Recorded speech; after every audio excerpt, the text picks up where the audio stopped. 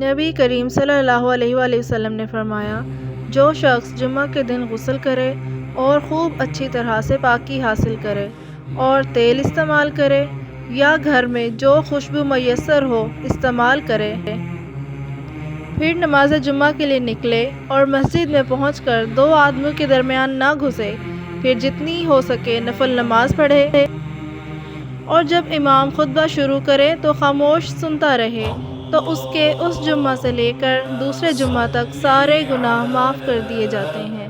صحیح بخاری، حدیث نمبر 883۔ رسول اللہ صلی اللہ علیہ وآلہ وسلم نے جمعہ کے ذکر میں ایک دفعہ فرمایا کہ اس دن ایک ایسی گھڑی آتی ہے جس میں اگر کوئی مسلمان بندہ کھڑا نماز پڑھ رہا ہو اور کوئی چیز اللہ پاک سے مانگے تو اللہ پاک اسے وہ چیز ضرور دیتا ہے۔ ہاتھ کے اشارے سے آپ صلی اللہ علیہ وسلم نے بتلایا کہ وہ ساتھ بہت تھوڑی سی ہے۔